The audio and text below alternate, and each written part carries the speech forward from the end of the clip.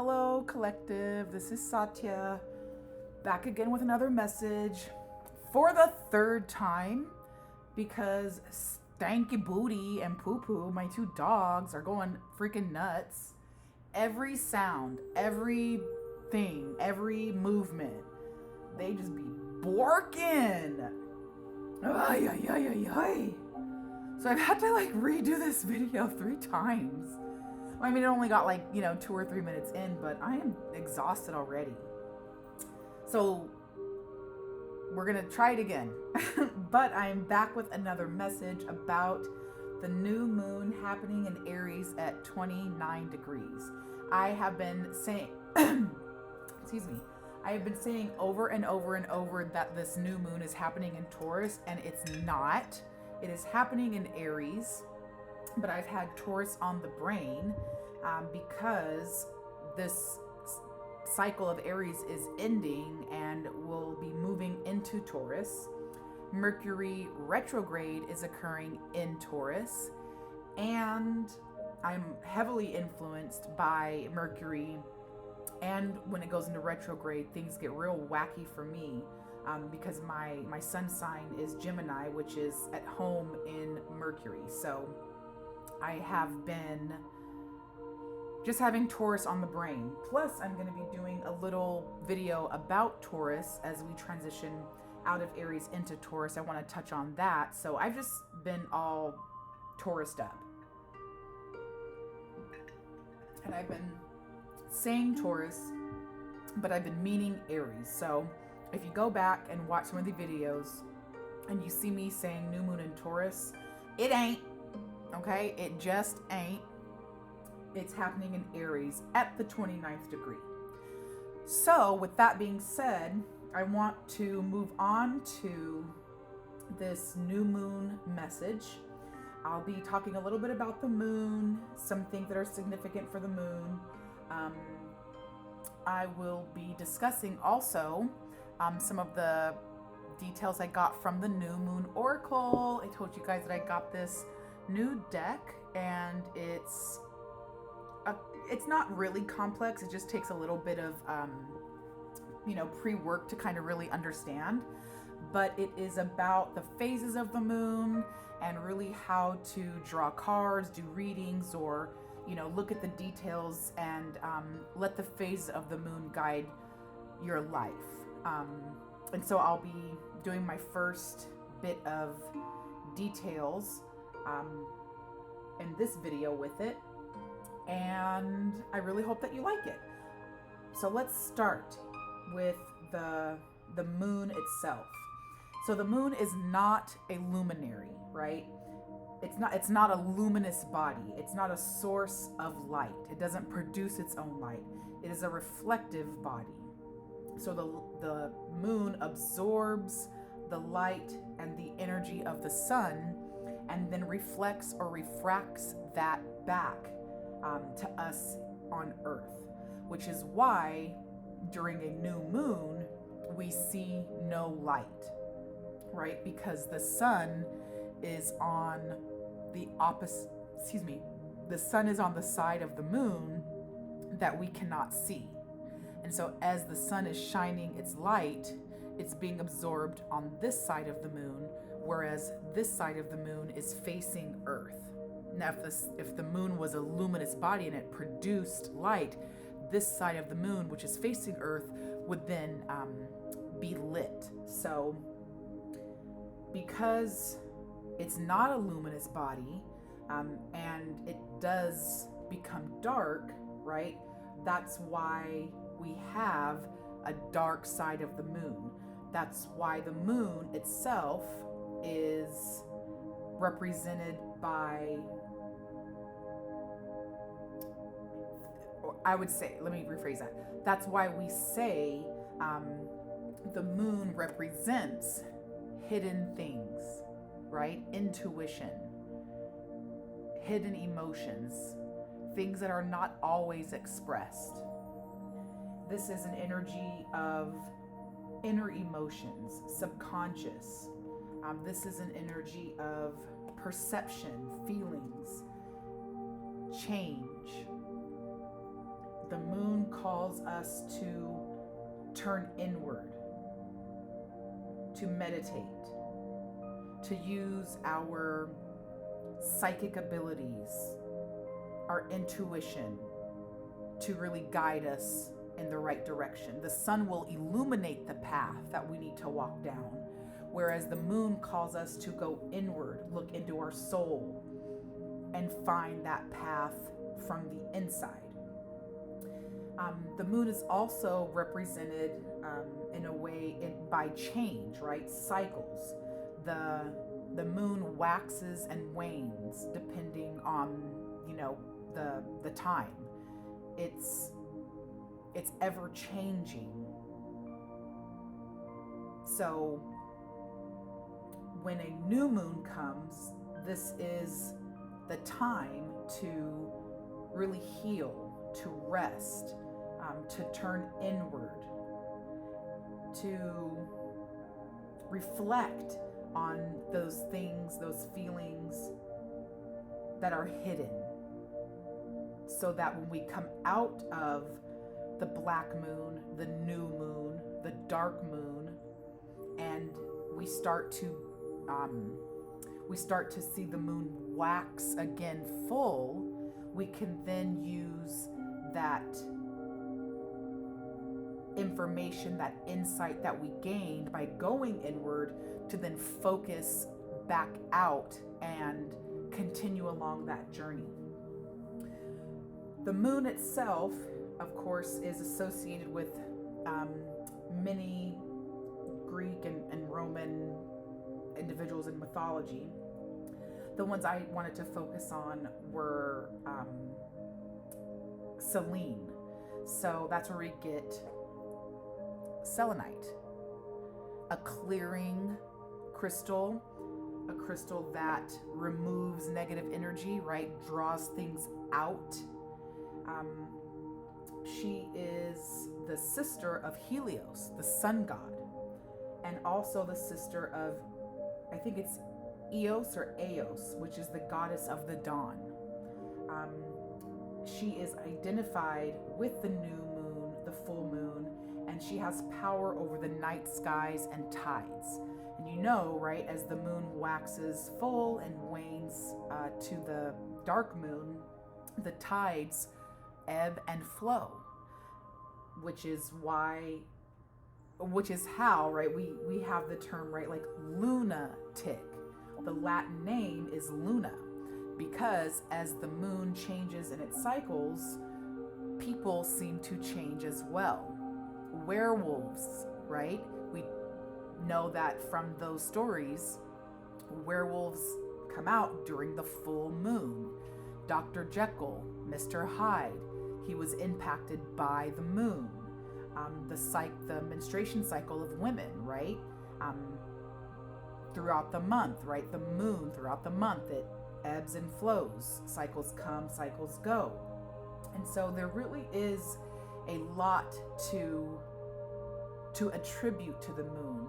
It's a very important part of not only, the heavenly bodies and astronomy, astrology, but also in our lives, which is why I really do love this deck, because if studied appropriately, and I believe if studied appropriately, and really if we are in tune with the moon, the phases of the moon can really give us guidance on life phases, what's coming up, how to best handle the changes. And so with that being said, I hope that this video was helpful for you. But that's a little bit about Selene. I want to touch a little bit on Artemis, which is the Greek goddess of the moon. Artemis is associated with Selene and Hecate as well. This is Hecate, and this card actually came out in a previous reading, and you'll see Hecate holds torches because she lights our way in the darkness.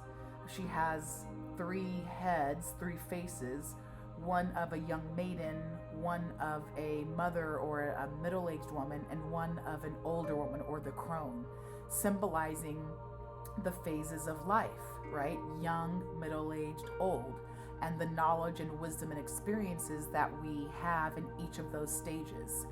And the key word that she represents is initiation. I'll talk more about these cards over here towards the end.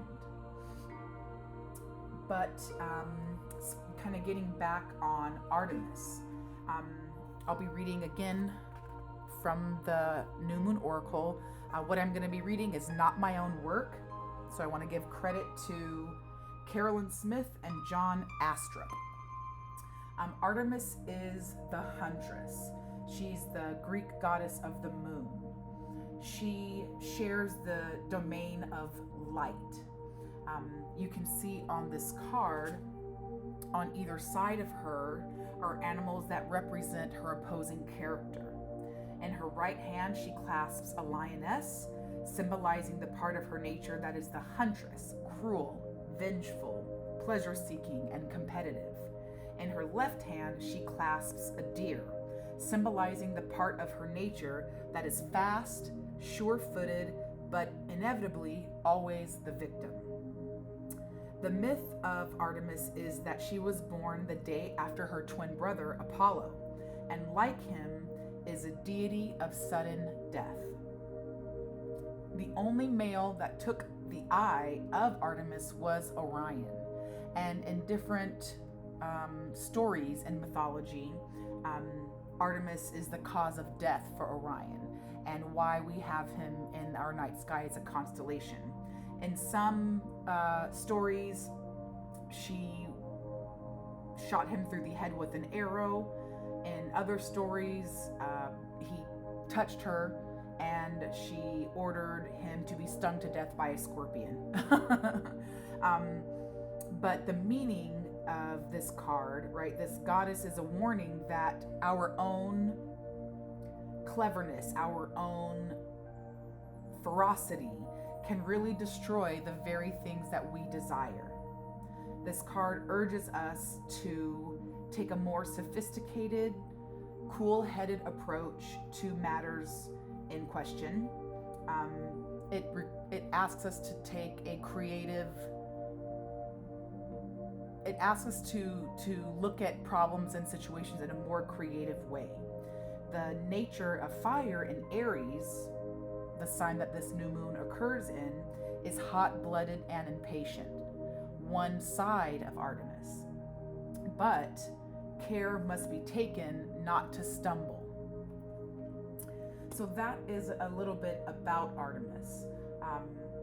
Her key phrase is play it cool if possible. And I think that really is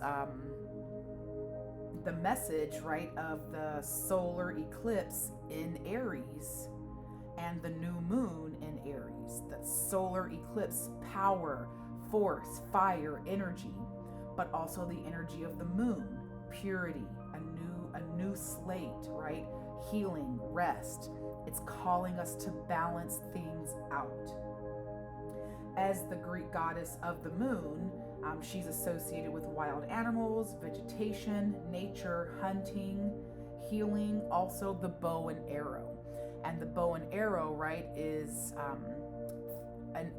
a weapon or a tool that you can use to shoot something close by or very far away. And there's that balance there. She is associated with Aries and fire. Again, very vengeful, cruel. She punishes those who anger or disrespect her. But while being impatient and hot-blooded, she is also a gentle virgin goddess.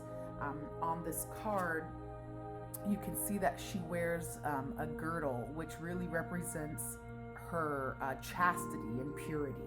She's a virgin goddess, which is why in some of the mythology she kills Orion because he accidentally touched her. There's another story in mythology where I forgot who it was, but some man accidentally stumbled upon her and her nymphs bathing and saw them bathing, and she struck him dead.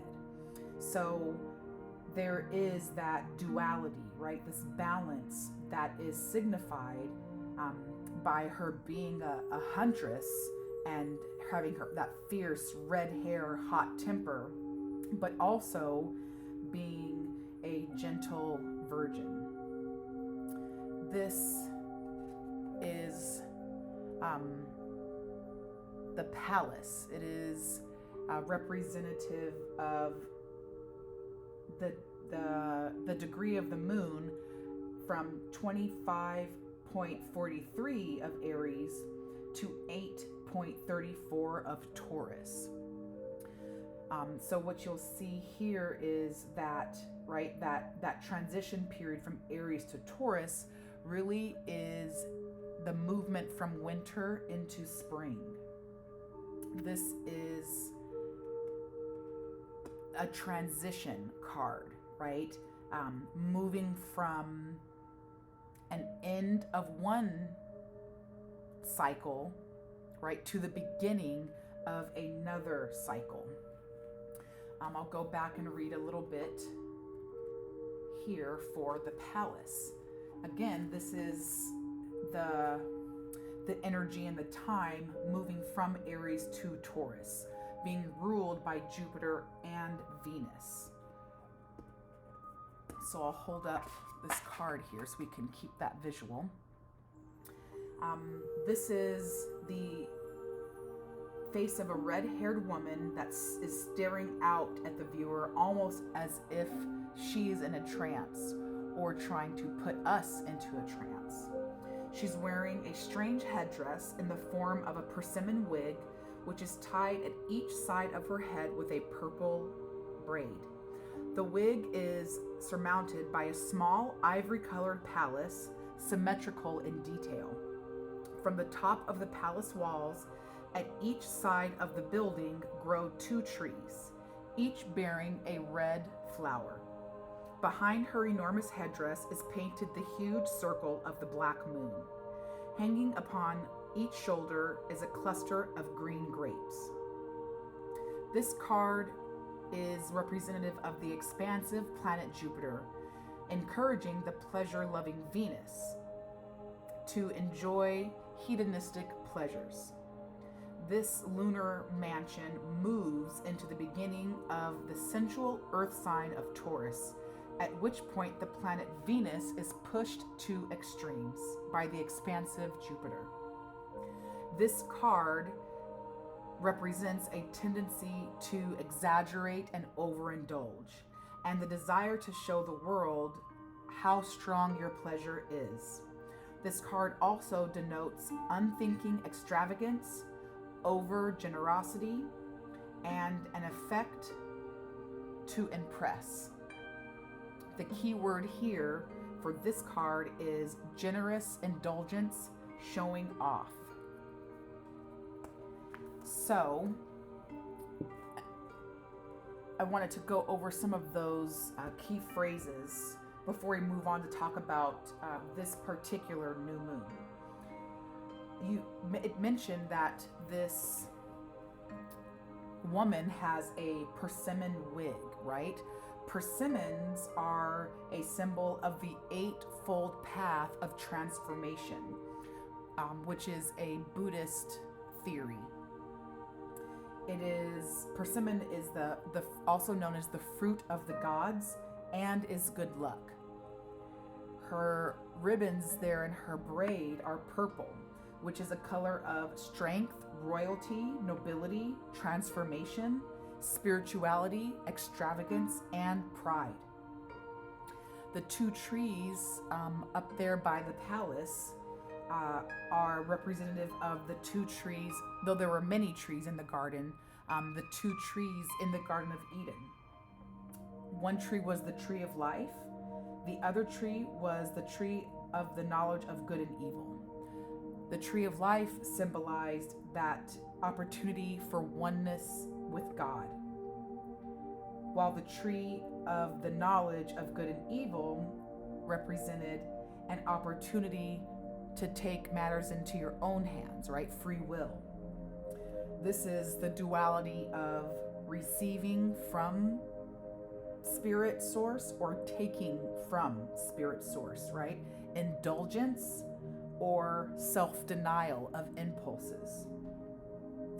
While the red flowers that you see are indicative of passion, love, desire, no restraint. The green grapes symbolize good luck, harvest, fertility, renewal, and of Jesus, right? He says he is the vine, we are the fruit. So this card, but paired along with Artemis, it really is a symbol of balance, duality, a need for finding a middle ground and harmony. It is, right? It is the new moon in Aries. It is the fire of Aries. It is the power of Aries. It is the flame, the energy of Aries, balanced with the rest of the new moon, the inward focus of the new moon. And it connects to the tarot because in the tarot we have a card of the moon, right? Which is calm, mystery, things that are hidden. You see the animals, the dogs, they're howling and barking at the moon, right? They're lunatics. The influence of the moon is felt by all living things. The moon is also representative of the high priestess, mystery, intuition, divine knowledge, turning within, listening to the voice of God, listening to messages from spirit, right? I wanted to point that out because some people are really into astrology, some people are really into tarot, and some people are into both, but there really is a connection. I'm into the occult, esoteric knowledge, history, mythology, and what I've found over the years is that, you know, the more I dig deep, the more I find that all of this stuff is really connected. And the more, for me personally, the more I can connect those pieces of life, of history, of wisdom, the fuller picture I get, right? A more holistic picture I get, and the better I can use that wisdom to guide my own path. So we talked a little bit about the new moon itself. I'm kind of focusing that in on the new moon in Aries. It is happening again on April 19th or 20th at 29 degrees, depending on where you are in the world. This is the time that the sun and moon and earth are aligned in a way in which the light from the sun is blocked by the earth and cannot reach the moon, which is why it's a dark moon. New moons happen each month, but solar eclipses do not always happen with a new moon because of the differences in the angles of the orbital planes of each of the heavenly bodies. Therefore, this alignment is very, very special. And I think this speaks again to the opportunity for us to use this alignment to really make a significant change in our life, to go inward, to think about things, to see what needs to be changed, and use this power of the solar eclipse, of the new moon, the insight that we'll be getting to really make a transformation that otherwise we would still be able to make, but we wouldn't be backed by this divine time. New moons themselves are representative of new beginnings and are really an opportune time to start fresh, to start something new, to begin again. The full moon, at its most illuminated state, right? It wanes away to the new moon, meaning that the light of the full moon will decrease each day until the sun cannot shine on it anymore and it's completely blacked out, again resulting in the black moon or the new moon. Because of that, the time between the full moon and the new moon is a great time to rest, to relax, to recharge. It is really a calling to withdraw, to go inward, and to really connect with ourselves, to find all of those hidden things, to nurture ourselves, to regenerate before stepping back into the energy of the full moon.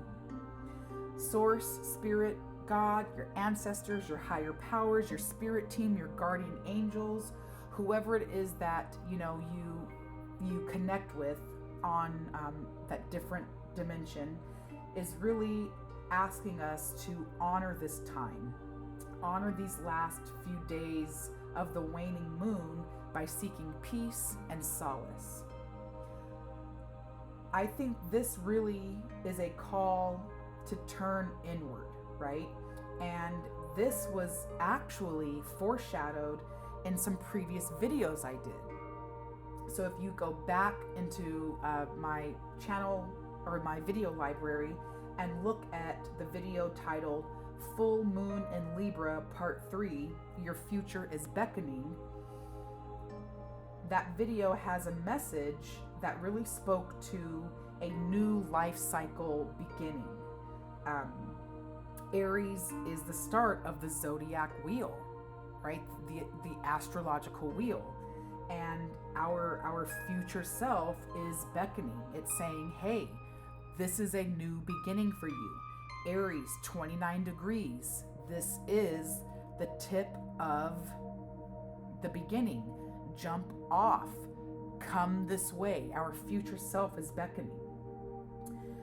The message here was also foreshadowed in my video called Insight, Decisions, and Destined Transformation, From Wart to King Arthur. The message in that video spoke to the universe pushing us or dragging us to our destined ascension point. This new moon, this solar energy from the solar eclipse is asking us to rise to the challenge, to take a step off of this cliff into a new journey, right? This is really an ascension moment. And so if you go back and take a look at that video, you'll kind of hear that message. It also foreshadowed to my video, take a pause, give yourself a break before charging into the Aries New Moon, which is set to come out the 13th at 1 a.m. Not tonight.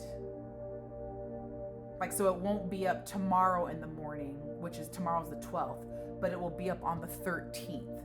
And it's really talking about us needing to take this pause. And you'll see in the video, I shuffle the cards and pull them out. There's no way that I could have made that video to match with this message. So, I feel super blessed and excited because this is really spirit guided. This isn't my message. This is spirit's message through the cards and me to everyone in the collective. And so, this, in my opinion, is a divine calling. And if you go back and look at those videos, as well as the message here and in the solar eclipse video, you'll see that those details really do line up. And so this is a powerful, powerful opportunity for us to move into our divine nature. I think this video, I can't remember the title of this video where these cards were pulled, but it is very new moon solar eclipse energy. It's talking about a soul journey, like a soul mission. Goat, ram, Aries, right? That this mission is, about really looking into our soul, about moving beyond just appearances, nothing superficial, very powerful, and being initiated into the darkness of a new, unseen, unknown cycle, right? Aries as the beginning of a cycle, the 29th degree being the last moments of that new cycle. And having to have a level of dedication to change from Gandalf the Grey to Gandalf the White. So this, what I explained, might not make sense now, but the video that these were the theme cards for is already recorded and set to premiere either tonight or tomorrow. And it really, the videos I mentioned and these messages really do connect and tie in together. So I hope this has been beneficial.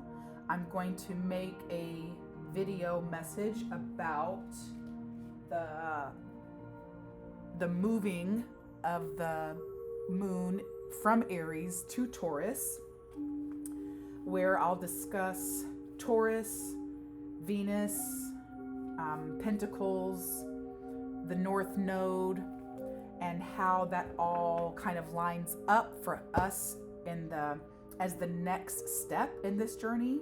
And I'll also be making a video about the Fool in the Tarot as us taking that step onto our divinely aligned path and this beginning of this sacred journey. So definitely make sure that you come back and check out the other two videos, this video that I just made about the solar eclipse, and all of my videos. Check them all out, like them all, comment on them all, subscribe. Thank you so much for joining me. I hope this has been helpful. I am wishing you peace, love, and blessings. Thank you so much, collective. I hope to see you back again for the next one. Bye.